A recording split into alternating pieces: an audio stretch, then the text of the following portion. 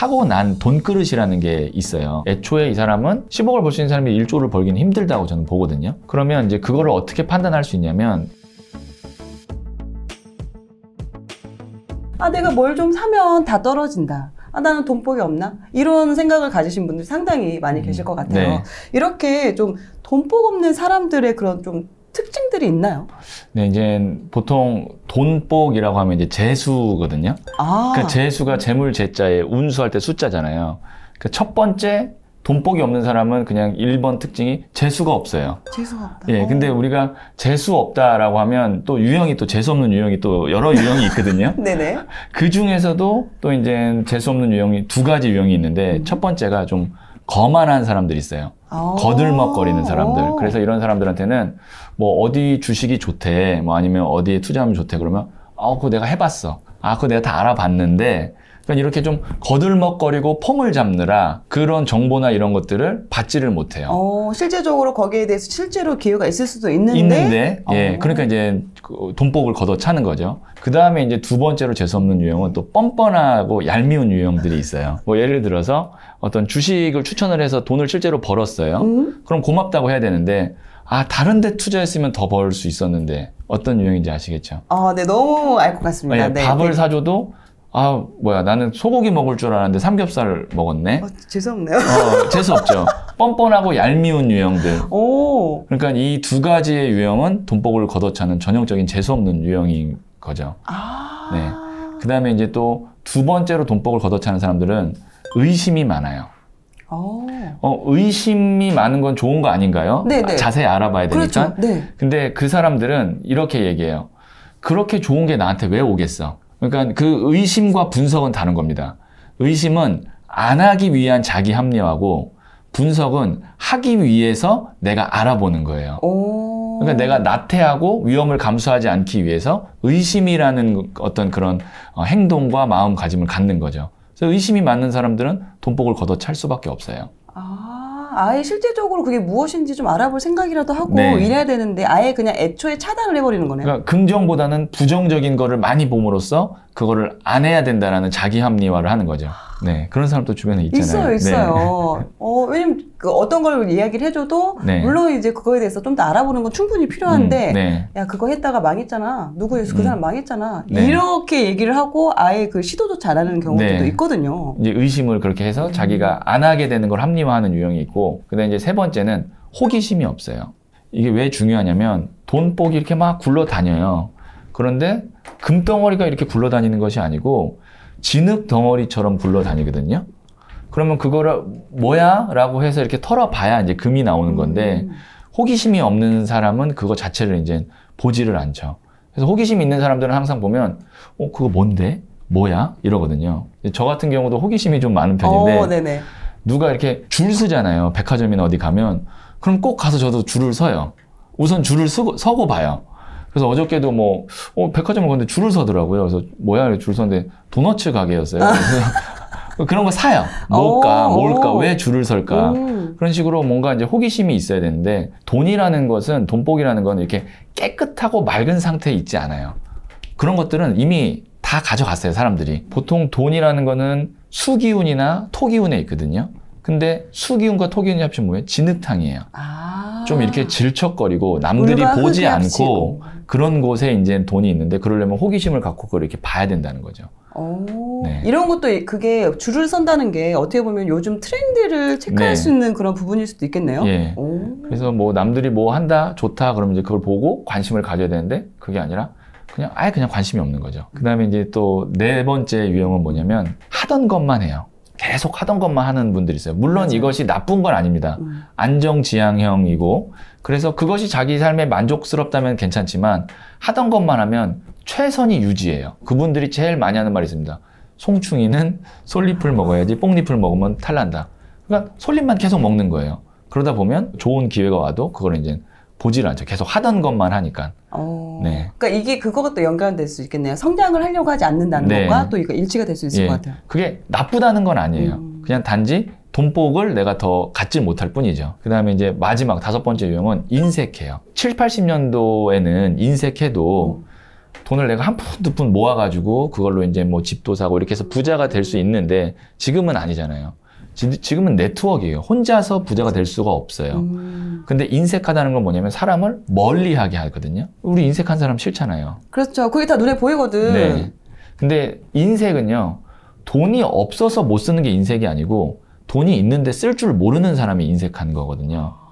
그러니까 돈이 없어서 저 사람이 돈을 못 쓰면 그게 얄밉거나 싫진 않아요. 그렇죠. 눈에 보이죠. 그게 이게 그 형편이 안 되는 형편이 거니까. 안 되는 거니까. 근데 돈이 분명히 있는데 내가 밥을 10번 샀으면 저 사람이 커피 한 번 살 수 있는 여유는 있는 사람인데 커피 한 번도 안 산다.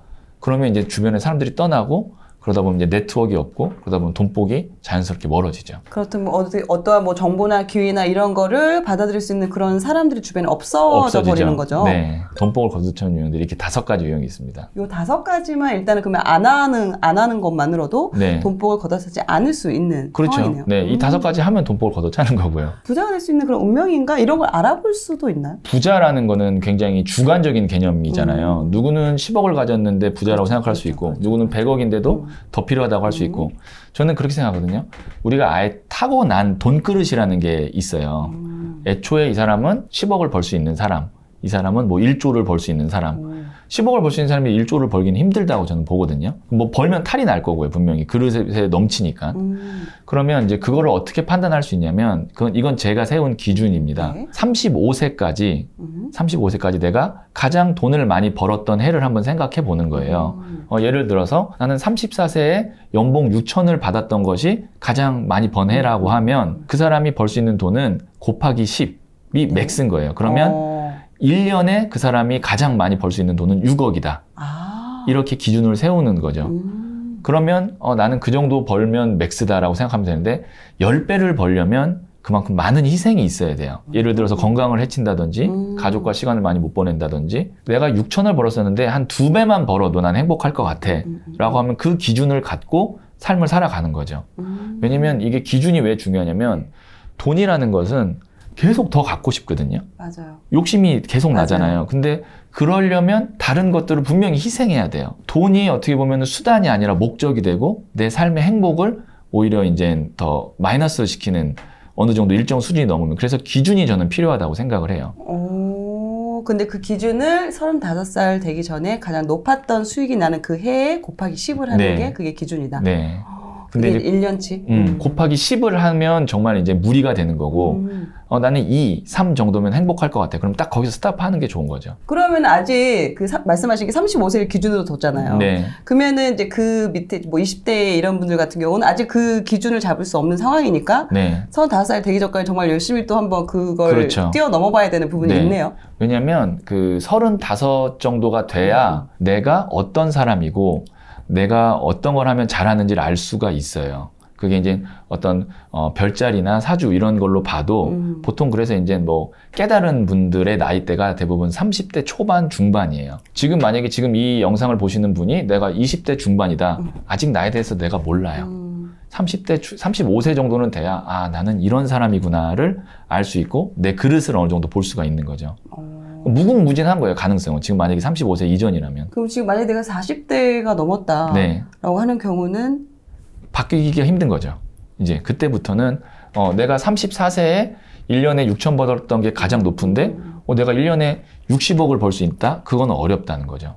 근데 1년에 그냥 곱하기 10만 벌어도 엄청 행복하죠. 네, 행복한 거죠. 충분하지 않을까라는 또 생각이 또 드는 부분이 있을 것 같습니다. 본인의 돈그릇이라는 게 어느 정도 정해지는데 그럼 이거보다 좀 더 내가 더 많은 걸 원하는 분들도 계실 수 있잖아요. 네. 그럼 이런 분들은 좀 어떻게 그러니까 이제 운 총량의 법칙이라는 게 있어요. 운이라는 거는 금전, 건강, 가족, 명예, 인간관계 이렇게 5가지 영역이 있고 이 영역이 20, 20, 20 해서 총합이 100이라고 본다면 내가 금전의 그릇이 20을 다 썼어요. 근데 더 벌고 싶으면 건강을 끌어다 써야 돼요. 8시간 일할 걸 16시간 일하고 가족과 10시간 보낼 걸 5시간으로 줄이고 맞아요. 이런 식으로 줄이면 되는데 그렇게 해서도 조금 더 벌고 싶다면 이제 내 자체의 운 총량이 아니라 다른 사람의 운의 총량을 빼오면 돼요. 예를 들어서 나는 20을 다 채웠을 때 10억 부자인데 다른 사람은 100억, 1000억 부자가 있을 수 있잖아요. 네네. 그 옆에 붙는 거죠. 네, 그 옆에 붙어서 그 사람의 어떤 기운을 내가 받고 운명이라는 건 천지인 이 세 가지 영역에 의해서 결정이 나거든요. 그러면 인은 나예요. 나의 기운을 최대한 쓰는 거, 운을 끌어다 쓰는 거. 그 다음에 지는 나를 둘러싸고 있는 사람이에요. 사람, 환경. 그럼 환경에서 끌어 쓰는 거고 이제 또 하늘의 영역은 또 완전히 다른 영역이기 때문에 그건 또 이야기하자면 너무 길고 주변에 있는 사람의 기운을 갖다 쓰면 되는 거죠. 네. 제가 너무 공감하는 게 저도 이제 투자 쪽에 이제 관심이 있어서 네. 투자에 이제 좀 집중을 했었는데 네. 아무래도 그 말씀하신 그 5가지 영역에서 자산을 어느 정도 이 성과가 날 때까지 건강이 네. 아무래도 여기 집중하다 보니까 건강이 약간 이렇게 저도 이제 디스크가 막 온다거나 네. 이런 식으로 무리가 오더라고요. 이거는 제가 이제 개인적인 경험인데 저는 이제 상담을 하다 보면 벤처 창업하시는 분들의 꿈이 엑시트잖아요. 그렇죠. 엑시트에서 정말 큰 돈을 번 분들이 있어요. 그럼 저는 그분들이 창업했을 때 막 창업했을 때의 모습과 7, 8년 지난 지금의 모습 보잖아요. 많이 늙었어요. 얼굴이 많이 상하고 늙었어요. 그만큼의 대가를 지불한 거예요. 그렇죠. 왜냐면 그 기간 동안 완전 몰입을 하고 갈아 넣어야 되니까. 네, 갈아 넣었기 때문에 열이면 10명 다 늙었어요. 그러니까 실제적으로 제 주변에도 이제 투자로 성과 내신 분들이 좀 다 아픈 것도 좀 있어요. 얼굴이 그렇게 막 이렇게 좀 지나서 회복이 돼야지 딱 그때 보면 거의 이제 에너지 레벨이 완전히 그 낮은 상태예요. 다 썼기 때문에. 세상에 공짜는 없는 것 같아요. 맞습니다. 네. 자, 그렇다 말씀하신 것처럼 그럼 좀 이런 거 있을까요? 내 운을 좀 더 키우거나 좀 끌어들일 수 있는 그런 방법이 좀 있을까요? 그러니까 제가 아까 말씀드렸던 것 같은 맥락인데 운을 키우려면 다른 사람의 운을 받아야 된다고 하잖아요. 그러면 다른 사람들이 나를 봤을 때 뭐라도 하나 더 주고 싶고 호감이 가는 사람이 돼야 되는 거거든요. 그러려면 어떻게 해야 되냐면 긍정적인 말을 하는 것이 가장 운성비가 좋아요. 운성비라는 게? 그러니까 우리가 가성비라 그러잖아요. 운성비 같은 경우는 이제 내가 작은 행동으로 운을 높일 수 있는 방법. 그것이 첫 번째가 긍정적인 말이에요. 긍정적인 말. 네. 고맙습니다. 얼굴이 정말 연예인 같으세요. 그래서 아까 그 말씀하셨군요. 근데 진짜로 제가 작년에 봤을 때보다 훨씬 더 화사하고 에너지가 좋아지셨어요. 주변에 있는 사람들에게 정말 좋은 말, 기분 좋은 말, 그 다음에 야, 걱정하지 마. 너 같은 경우는 잘 돼. 이런 말 얼마나 좋아요. 예, 힘들 때 그런 말 들으면 되게 맞아요. 힘이 되거든요. 예를 들어서, 거 봐라. 내가 안 될 줄 알았다. 이러면은 정말 화가 나잖아요. 이런 것도 있고 또 다른 또 운성비 중에 하나는 뭐냐면 너무 좋다. 내 주변의 사람 중에서 나랑 가까운 사람이 가족이잖아요. 네. 부모, 그 다음에 배우자 이런 경우는 파동 에너지가 다 연결이 아주 끈끈하게 돼 있어요. 그래서 특히 이제 부모 자식 간에는 파동 에너지가 연결이 돼 있기 때문에 그래서 부모님 묘자리를 좋은 데 써야 자손이 잘 된다는 것이 그런 이야기가 많죠. 그게 다 연결돼 있기 때문이거든요. 그럼 하물며 살아계신 부모님이면 더 연결이 돼 있을 거 아니에요. 그렇죠. 그래서 부모님의 기분을 자녀의 기분을 좋게 하는 것이 나의 운을 끌어올리는 방법이에요. 그래서 저 같은 경우는 부모님은 이제 잘 모르시지만 제가 이제 책이 나오거나 아니면 어떤 중요한 어떤 걸 할 때 그 전에 부모님한테 큰 선물을 해요. 부모님은 안마 의자를 사드린다던가 TV를 사드린다던가 침대를 바꾼다던가 아니면 용돈을 크게 드린다던가 부모님은 왜 그런지는 모르시는데 그게 사실 부모님을 위한 것이지만 저를 위한 거예요. 내가 지금 뭔가를 지금 이제 하는 일이 있으면 이걸 더 좋게 해주는 거는 내 주변 사람들을 더 기분 좋게 해주고 더 베풀어야 돼. 베풀맥이 돌아온다 이런 그렇죠. 의미이신가요? 연결이 되어 있으니까요. 근데 부모님이 예를 들어서 굉장히 좀 우울하고 왜 우리 아들은 전화도 안 하나 막 다른 데 가서 비교하고 그 집 아들은 전화도 안 하나 봐 이런 소리 듣고 그러면 당연히 내 운이 좋아질 리가 없어요. 연결돼 있으니까. 그래서 전화해서 안부전화 이게 운성비죠. 안부전화하는데 큰 돈 드는 거 아니잖아요. 맞아요. 시간만 내면 되지. 그래서 그렇게 하는 것이 이제 내 운을 끌어당기는 방법이죠. 그러면 이게 연관되는 게 특히나 자녀를 키우시는 분들 같은 경우는 내 자녀한테 대하는 말이나 이런 행동들도 되게 긍정적으로 해야지만 이게 내 운까지 끌어올릴 수 있는 방법이겠네요. 저도 그래서 만약에 이제 제가 내일이 출간일이다. 그러면 애 장난감 하나 사줘요. 장난감 2, 3만 원이면 사잖아요. 근데 애는 세상 행복해 한단 말이에요. 그거 하나로. 맞아요. 예, 그렇게 이제 에너지를 이제 끌어올리는 거죠. 이거 너무 좋은 팁인 것 같아요. 그러니까 이건 나뿐만 아니라 주변 사람까지 다 행복하게 하니까 또 그걸 지켜본 나 또한 더 그 긍정 에너지를 받게 되고. 이거는 바로 해볼 수 있는 것들이어서. 바로 전화 드릴 수 있잖아요, 부모님한테. 또 아이한테 금방 또 막 이렇게 별로 이렇게 안 좋은 말 나가려다가도 네. 넌 잘할 수 있어. 이렇게 하면 아이와의 사이도 네. 더 좋아질 수 있고. 네. 오, 이거 너무 좋은 팁이네요. 근데 또 요즘 같은 경우 보면 이제 자산이나 이런 거에 되게 관심 많으시잖아요. 네. 부자 되는 거, 그리고 또 성공 이런 게 어떻게 보면 인생의 필수 요소라고 생각하는 분들이 많으신데, 물론 이 두 가지 되게 중요하긴 하지만 그렇다고 모두가 그 두 개를 다 가질 수는 없는 상황이잖아요. 네. 그렇다면 그 두 개가 없으면 나는 그럼 실패한 인생인가? 이렇게 생각하시는 분들도 상당히 또 많으실 것 같아요. 저도 이거에 대한 고민을 참 많이 했거든요. 근데 부와 성공이 물론 행복의 필수 조건일 수는 있다고 보지만 충분 조건은 확실히 아니잖아요. 왜냐면 우리가 언론에서 부자고 성공했는데 불행하다고 하는 사람들 많이 보잖아요. 그렇죠. 그런 분들도 있죠. 저는 더 많다고 봐요, 오히려. 왜냐면 그걸 갖기 위해서 다른 걸 뭔가 이제 희생을 했고 그걸 나중에 알게 되고. 근데 저는 이렇게 생각합니다.